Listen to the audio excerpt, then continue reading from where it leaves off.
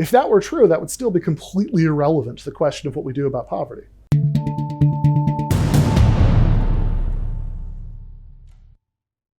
You could use an example about education as a solution to poverty. This is this is something that you see all over the place in mainstream political discourse from somebody who's go back to the $15 an hour issue. You see some fast food workers protesting for higher wages, trying to form a union, and your deeply unpleasant uncle says, oh, if they wanted to make more money, they should go back to school and get go into a different profession, etc. Right? There's that's the very deeply unpleasant version of it. There's a nice liberal version of it, which is like Barack Obama at one of his State of the Union addresses says that the best anti-poverty program that's ever been devised is a world-class education. Everybody claps, because that's the kind of thing that when you say it, everybody claps.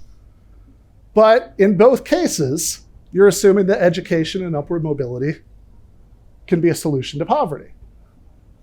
Now, one possible response to that is to say, well, okay, in many cases that may, for a variety of reasons, be unrealistic. And that's true as far as it goes, right? Lots of people, for lots of reasons, can't do that. But that doesn't really get at the nub of the issue.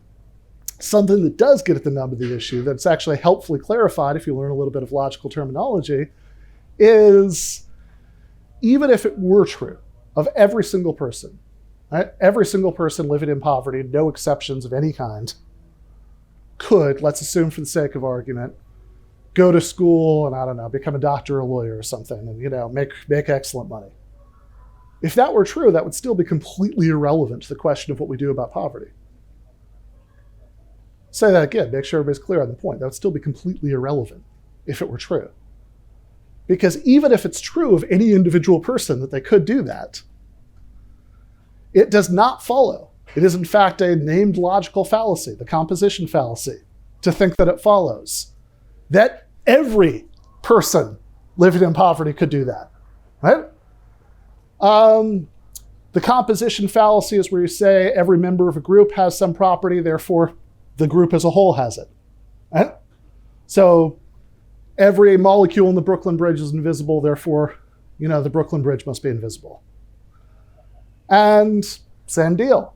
Even if we accept the false premise, every single person living in poverty could be, go to school and be upwardly mobile, it would still be false that every person living in poverty could go to school and be upwardly mobile, because for one thing, we'd all starve to death, right? Nobody would be growing food, nobody would be transporting it to the grocery store, nobody would be stocking on the shelf of that grocery store, etc.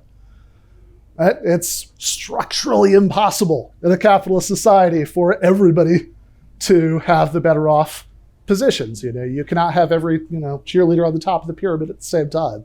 Right? That's so you can either do something to actually lift the floor for everybody, do something structural along the lines what I was talking about earlier, or admit that you're doing something other than trying to come up with something to say about poverty as an actual phenomenon. What I mentioned earlier is called the continuum fallacy. That's the idea, that's where you conclude from the existence of gray areas and unclear cases that there aren't real distinctions and there aren't clear cases. So those are a couple of examples. But I think one reason why some people on the left, some people who are good-hearted people who have good political commitments, are somewhat resistant to thinking in these terms and to thinking that this could be important, right? To think about and study this kind of terminology, to think about arguments on this level, is because of a widespread cultural perception that logic, or whatever people think logic is somehow in tension with feelings, emotions, all that stuff. That telling people to be more logical is telling them to care less about all of that, right? In favor of something else. And this is something some people on the right weaponize like crazy, for their own purposes. Another Ben, right? Ben Shapiro, has this catchphrase: "Facts don't care about your feelings." which is meant to suggest that fuzzy-headed leftists draw their political conclusions on the basis of their feelings, whereas people like him derive them from the cold, hard facts. And of course, it's true that facts don't care about your feelings. They also don't care about other facts. They don't care about anything. They're just facts. The question surely is what human beings should care about.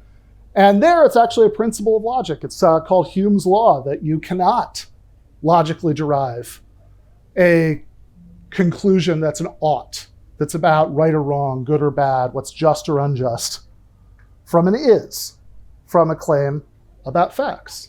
Doesn't work. If you don't have some sort of, if you don't care about some sort of values or goals, then the facts are irrelevant. You know, the facts are always there in a supporting role. That, you know, if you think that the life of a human being is always more important than anything else, then, you know, some facts about, you know, fetal developments might be terribly relevant to how you come down on abortion rights. If you think that bodily autonomy, right, the right to control what's going on in your own body can trump that, then not, right? That's an argument about values.